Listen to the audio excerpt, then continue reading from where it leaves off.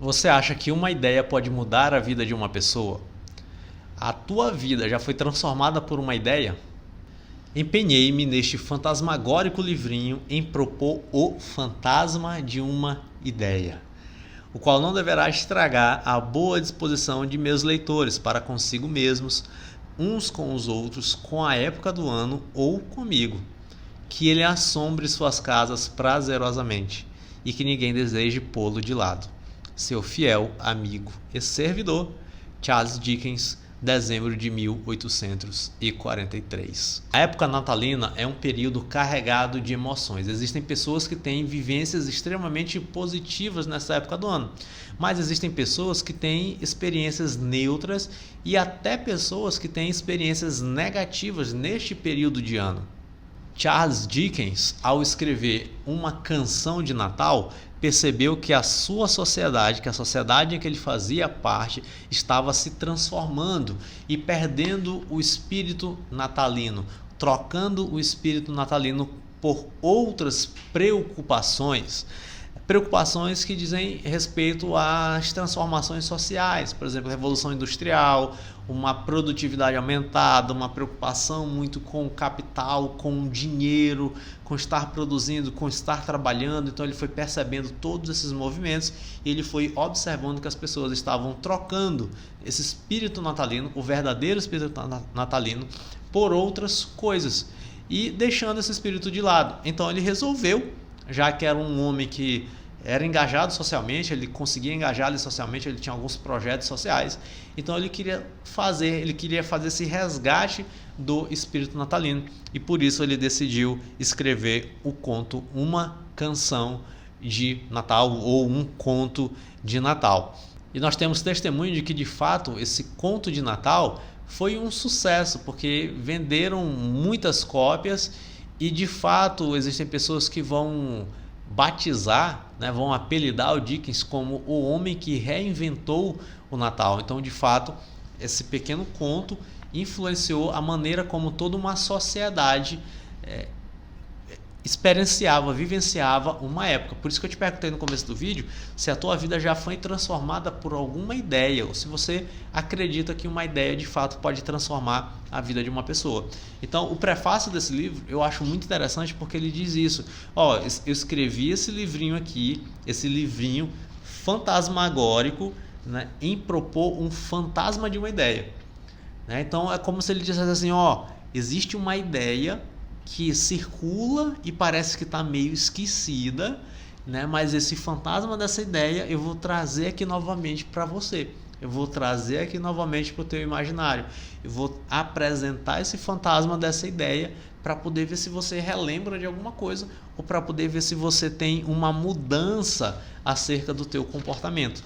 Uma Canção de Natal vai falar de um personagem principal chamado Ebenezer Scrooge, que aqui nessa versão da Penguin é esse senhorzinho aqui que está caminhando. E o Ebenezer Scrooge é um velho avarento que despreza o Natal e tudo o que o Natal representa. Então, na véspera de Natal, esse velho Scrooge aqui, ele vai receber a visita do seu ex-sócio, já falecido, Jacó Marley, em que o Jacó Marley vai alertar o Scrooge sobre as suas condutas, sobre como ele vive a sua vida. E aqui a gente já tem um arquétipo interessante que está no nosso imaginário de achar muitas vezes que uma pessoa velha é uma pessoa sábia. E nós temos no começo do conto de Natal uma pessoa velha que é imatura, que é o Scrooge. E imatura por quê? Porque ele tem uma atitude avarenta. E a avareza está na ordem dos vícios, está na ordem de comportamentos que não são morais. A avareza ela não tem a ver com classe econômica. Talvez você conheça uma pessoa que seja de classe média ou até uma pessoa de classe baixa ou pobre que é avarento. Você conhece um pobre avarento? Então a avareza não tem a ver com classe econômica, a avareza tem a ver com a alma. Então nós temos aqui o testemunho, nós temos aqui um personagem que é velho, porém não é sábio, é velho, porém é imaturo. Então ao longo da véspera de Natal, o seu amigo, o seu ex-sócio, o Marley, ele diz assim: você será visitado por 3 espíritos. E os espíritos são o fantasma do Natal passado, que vai revelar momentos ali do passado de Scrooge para a gente. O fantasma do Natal presente, que vai mostrar como as pessoas encaram as celebrações de Natal no tempo presente.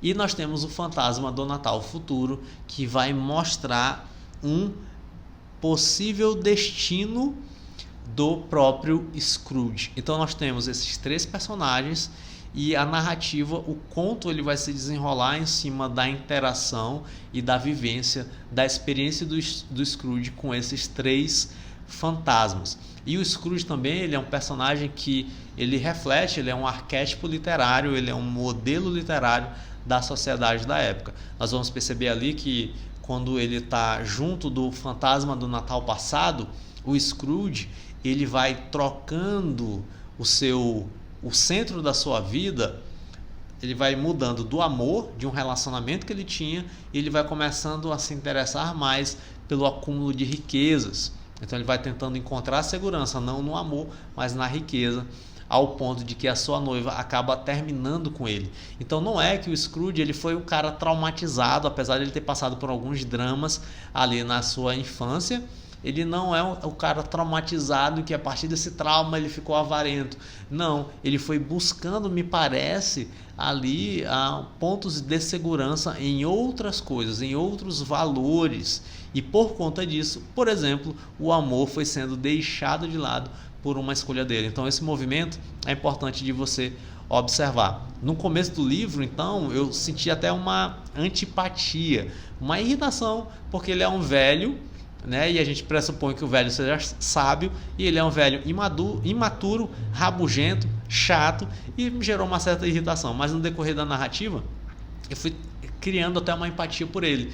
Em pontos bem dramáticos da narrativa, ele foi enfrentando ali um certo tipo de sofrimento, e no final da narrativa, portanto, ele foi fazendo um arco de redenção, ele foi aprendendo, ele foi se tornando uma pessoa muito mais madura, e logicamente ele foi encarnando então esse espírito natalino, ele foi resgatando esse espírito natalino novamente, que é a chave hermenêutica principal aqui do conto do Charles Dickens, né? Então ele estava provocando toda uma sociedade na época a resgatar esse espírito de entender o Natal como uma ocasião para agradecer e como uma ocasião para ajudar o próximo.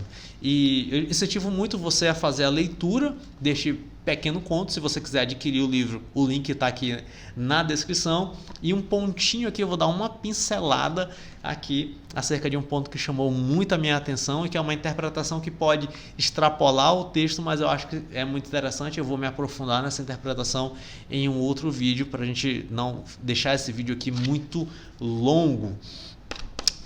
É sobre os fantasmas, né? Então, o fantasma, quando a gente resgata no nosso imaginário, a gente entende que o fantasma ele simboliza algumas coisas. Por exemplo, uma representação com o passado, né? Então, o fantasma ele pode representar ali uma relação com o mundo dos mortos ou com algo que é sobrenatural. O passado ele muitas vezes está relacionado com culpa, com remorso. Numa interpretação mais psicanalítica, por exemplo, ele pode estar relacionado com o inconsciente, com aquilo que é oculto, ou em algumas culturas a gente tem aí um fantasma relacionado com algo que é transcendente, com transcendência, com transformação. E aqui no conto do Dickens nós temos fantasmas ali mais como um sinal de advertência ou de mensagem. Então isso aqui é o símbolo principal.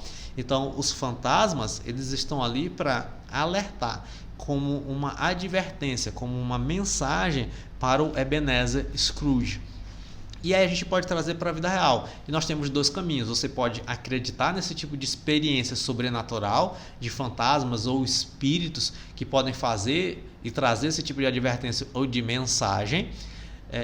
Ou não, você não acredita nesse tipo de vivência e experiência. Mas diante desses dois caminhos, uma coisa a gente tem uma convicção, que é o nosso intelecto pode funcionar como esses fantasmas funcionam aqui para a história. Então o fantasma foi quem pegou o Scrooge e levou até o passado. Esse foi o fantasma do Natal passado. O fantasma foi quem pegou o Scrooge e mostrou para ele como que as pessoas estavam se divertindo, como que elas estavam relacionando com o Natal no tempo presente. Esse foi o fantasma do Natal presente.